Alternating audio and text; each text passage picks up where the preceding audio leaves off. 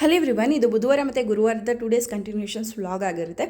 ಬುಧವಾರ ನಾನು ಶೋಕೇಸ್ನೆಲ್ಲ ಕ್ಲೀನ್ ಮಾಡ್ತಾ ಇದ್ದೆ. ನಮ್ಮ ಮನೇಲಿ ಎನಿ ಟೈಮ್ ಮುಂದೆ ಮತ್ತು ಹಿಂದೆ ಯಾವಾಗಲೂ ಡೋರ್ಸ್ ಎಲ್ಲ ಓಪನ್ ಇರೋದ್ರಿಂದ ನಮ್ಮನೇಲಿ ಸ್ವಲ್ಪ ಧೂಳು ಜಾಸ್ತಿ ಇರುತ್ತೆ. ಹಾಗಾಗಿ ಒಂದು 15 ಡೇಸಿಗೆ ಇಲ್ಲ 10 ಡೇಸಿಗೆ ಅದನ್ನು ಒರೆಸ್ತಾ ಇರಬೇಕಾಗುತ್ತೆ. ಯಾಕಂದರೆ ನಮ್ಮನೆ ಸೆಂಟರ್ ಆಫ್ ಅಟ್ರಾಕ್ಷನ್ ಅದೇ ಇರೋದು ಮೇನು. ಧೂಳೆಲ್ಲ ತುಂಬ ಬೇಗ ಕಣ್ಣಿಗೆ ಕಾಣಿಸುತ್ತೆ, ಆ ಥರ ಇರುತ್ತೆ. ಹಾಗಾಗಿ ನಾನು ಅದನ್ನೆಲ್ಲ ಕ್ಲೀನ್ ಮಾಡ್ತಿದ್ದೆ. ಆ ಟೈಮಲ್ಲಿ ಒಂದು ಬುದ್ಧ ಇಟ್ಟಿದ್ವಿ, ಅದು ಸ್ವಲ್ಪ ಧೂಳೆಲ್ಲ ಆಗಿಬಿಟ್ಟು ಕಲರೆಲ್ಲ ಸ್ವಲ್ಪ ಡಲ್ ಫಿನಿಶಿಂಗ್ ಆಗಿತ್ತು ಅಂತೇಳಿ ನಾನು ಅದನ್ನು ಮೇಲ್ಗಡೆ ತಂದು ನೀಟಾಗೆಲ್ಲ ಒರೆಸ್ಬಿಟ್ಟು ಪೇಂಟ್ ಮಾಡ್ತಾಯಿದ್ದೆ. ನನ್ನ ಮಗ ಕೂಡ ಬಂದು ಅದನ್ನು ಕೂಡ ಮಾಡ್ತಾಯಿದ್ದ. ಎಷ್ಟು ಹೇಳಿದ್ರು ಕೇಳಲೇ ಇಲ್ಲ.